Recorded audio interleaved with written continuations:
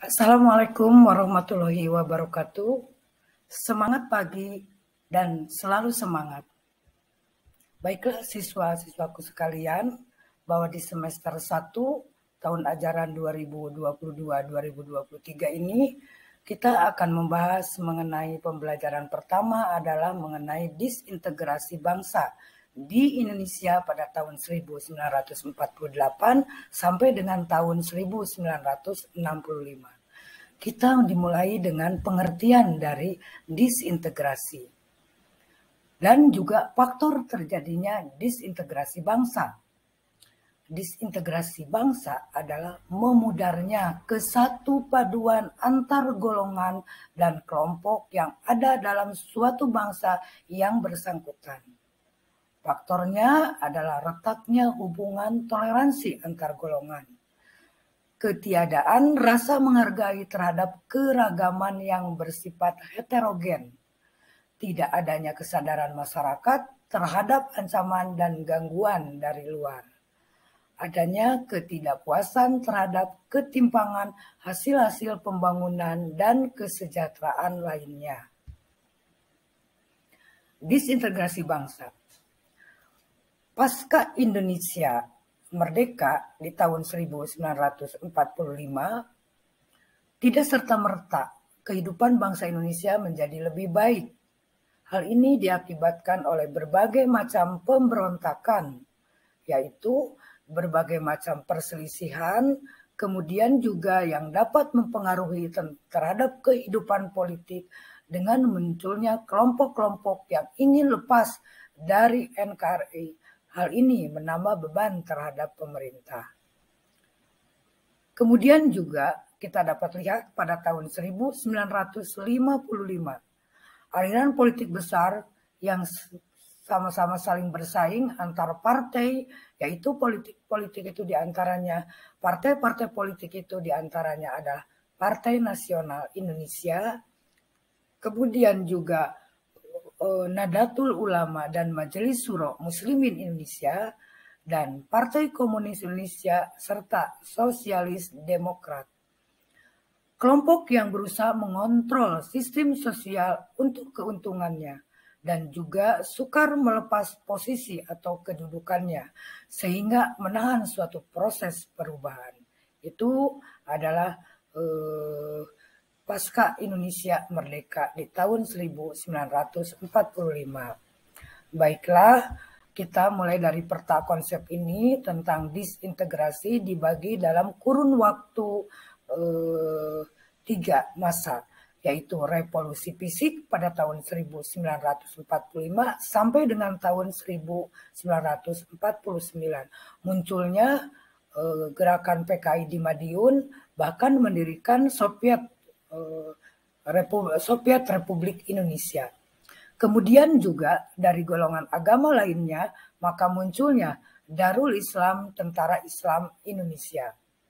Pada masa parlementer, sistem pemerintahan parlementer ini muncul diantaranya adalah demokrasi liberal pada tahun 1950, kemudian juga munculnya APRA, Republik Maluku Selatan, pemberontakan Andi Agis, PRRI Permesta pada tahun 1958. Kemudian juga diganti sistem pemerintahannya menjadi pemerintahan demokrasi terpimpin pada tahun 1959 sampai pada akhirnya muncul gerakan 30 September Partai Komunis Indonesia. Kemudian juga bahwa pemberontakan ini dapat dibedakan menjadi 3 bagian, yaitu dikarenakan adanya perbedaan ideologi, kemudian juga dikarenakan adanya perbedaan kepentingan, dan yang ketiga karena adanya perbedaan sistem pemerintahan. Seperti diantaranya pemberontakan PKI Madiun, pemberontakan DITI, ini adalah masalah perbedaan yang digolongkan perbedaan itu dalam masalah ideologi, dan masalah perbedaan kepentingan diantaranya adalah APRA, pemberontakan Andi Agis, dan RMS. Sedangkan perbedaan sistem pemerintahan ini pada masa pemberontakan PRRI dan juga Permesta. Sampai pada akhirnya muncul peristiwa gerakan 30 September 1965. Baiklah, satu-satu tentang pemberontakan PKI Madiun 18 September 1948 yang dipimpin oleh Mr. Amir Saripudin dan juga Musso. Ini diakibatkan dilatar belakangi oleh perjanjian Renville, karena perjanjian salah satu isi dari perjanjian Renville, wilayah Indonesia itu menjadi sempit. Dan akhirnya juga muncul agresi militer Belanda kedua. Dan ini akhirnya menurunkan kepercayaan dari masyarakat dan juga dari partai-partai lainnya. Sehingga akhirnya kemudian Mr. Amir Saripudin diganti oleh Muhammad Hatta. Muhammad Hatta tidak membawa golongan kiri dalam partainya. Ini membuat sakit hati Mr. Amir Saripudin dan kemudian membentuk Front Demokrasi Rakyat. Kemudian juga dipengaruhi oleh Musso, ya, dipengaruhi oleh Musso, dan akhirnya muncullah Partai Komunis di Indonesia. Sebenarnya Partai Komunis di Indonesia itu sudah ada sejak tahun 1926, di mana Musso kemudian bertemu dengan Stalin dan kemudian mempelajari mengenai komunis agar Indonesia tidak direbut, tidak dikuasai oleh Amerika. Nah, persaingan antara dua negara yang kuat itu sama-sama saling berebut pengaruh. Dan dampaknya terhadap Indonesia terjadi disintegrasi. Yang baru merdeka Indonesia ini kemudian juga harus menghadapi perang dengan bangsanya sendiri.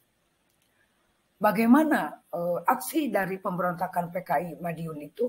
Yaitu pertama, yaitu adanya pemogokan di area Tebangan Delangu yang diorganisir oleh Serikat Buruh Perkebunan yang berorientasi komunis. Sekitar 20.000 buruh mogok selama sekitar 35 hari. Ini jelas akan menjadikan kekurangan dan juga sangat terpengaruh terhadap kemajuan ekonomi di Indonesia. Kemudian juga 18 September 1948 PKI berhasil merebut Madiun dan memproklamasikan berdirinya Soviet Republik Indonesia.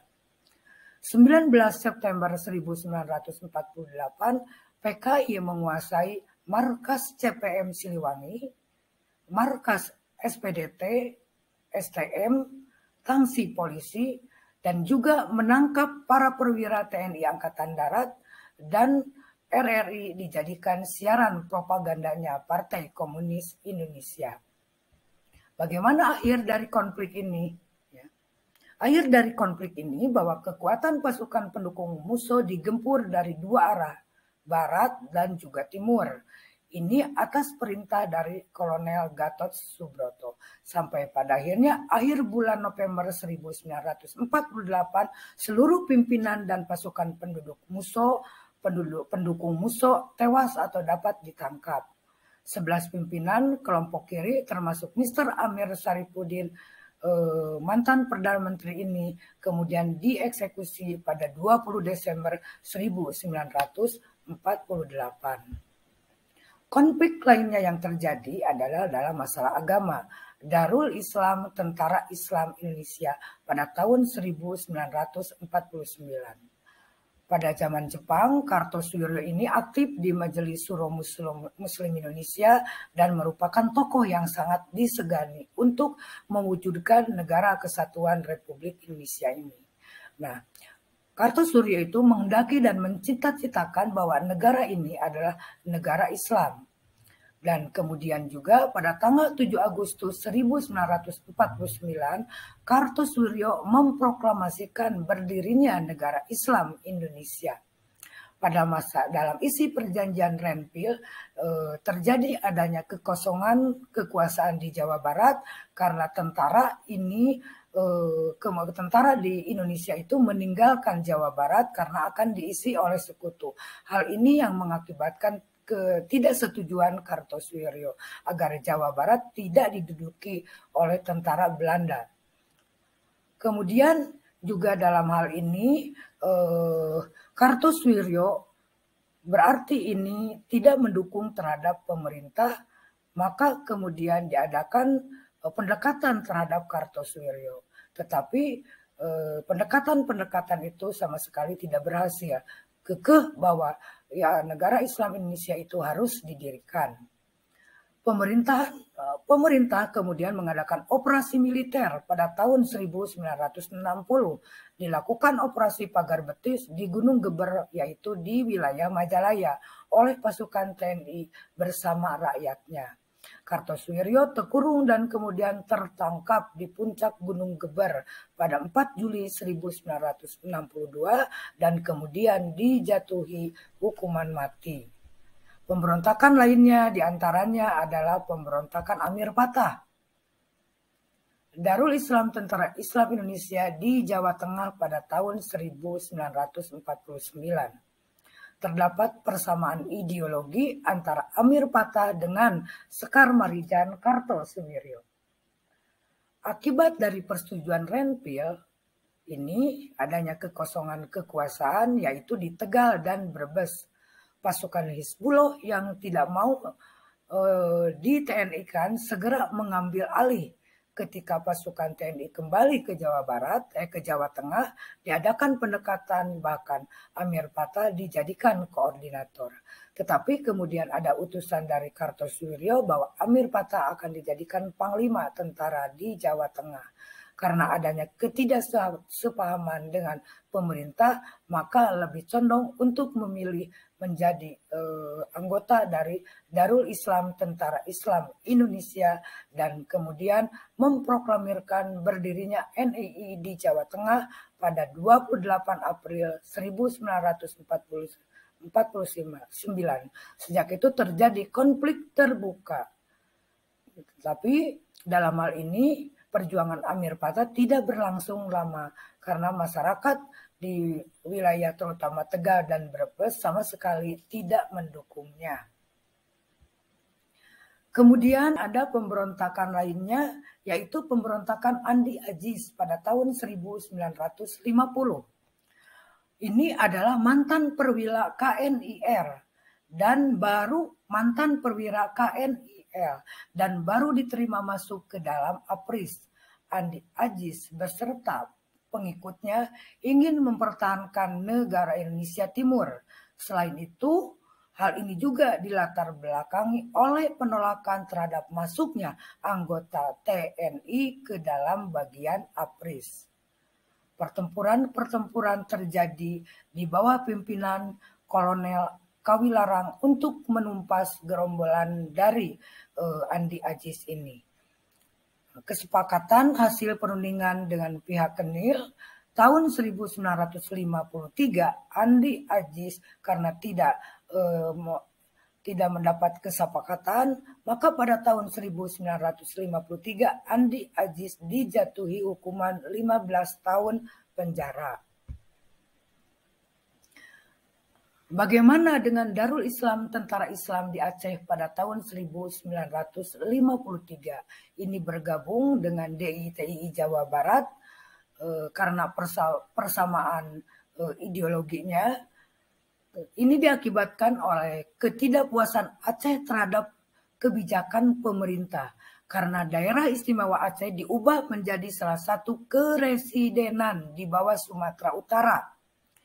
Ketidakpuasan ini menyangkut mengenai otonomi daerah, pertentangan antar golongan, ketidaklancaran rehabilitasi dan modernisasi di Aceh. 20 September 1953 Aceh memproklamirkan sebagai bagian dari wilayah NII Kartosoewirjo. 26 Mei 1959 Aceh diselesaikan dengan musyawarah antara Menteri Hardi Sarjana Hukum dari pihak pemerintah, kemudian Teh Hamzah Ali Hasmi pemerintahan rakyat Aceh, ayah dari Deni Usman ya dari DITII. Hasil musyawarah itu adalah Aceh pada akhirnya berstatus daerah istimewa dengan hak otonomi seluas-luasnya di bidang agama, pendidikan, dan juga peribadatan. DITI Sulawesi Selatan pada tahun 1953. Ini Kahar Mujakar yang dipimpin oleh Kahar Mujakar ini menuntut agar Kesatuan Gerilya yang Sulawesi Selatan yaitu KGSS menjadi formasi resimennya, menghendaki pasukannya yang terdiri dari 16 batalion atau 1 divisi ini dimasukkan ke dalam APRI, kemudian menjadi Brigade Hasanuddin. Ini tidak diterima oleh rakyatnya karena untuk menjadi tentara itu harus lulus seleksi. Pada tanggal 3 Februari 1960, melalui operasi Tumpas, beliau dinyatakan tertembak mati dalam pertempuran antara pasukan TNI dari Satuan Wilayah 330 dan anggota pengawalnya Kahar Mujakar di Lasolo.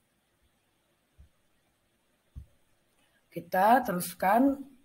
Bagaimana DITI di Kalimantan Selatan pada tahun 1954 yang dipimpin oleh Ibnu Hajar. Ibnu Hajar ini adalah dari Tentara Angkatan Laut yang kemudian mempunyai pangkat Letnan II. Dalam hal ini pula bahwa Ibnu Hajar dan para pejuangnya merasa termarginalkan oleh negara. Di antaranya bahwa adanya rekonstruksi dan rasionalisasi angkatan perang. Ini artinya bahwa tentara-tentara yang lulus seleksi itulah yang akan menjadi tentara di Indonesia ini. Tetapi Ibnu Hajar dan juga kelompok lainnya ini tidak diterima di pemerintahan pusat. Dan juga pada akhirnya berjuang di Kalimantan Selatan untuk merekrut agar dapat diakui tentara dan pasukan-pasukannya itu.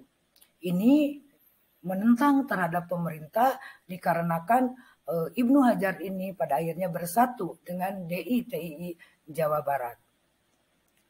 Ibnu Hajar mengkoordinir para pejuang yang merasa termarginalkan oleh negara.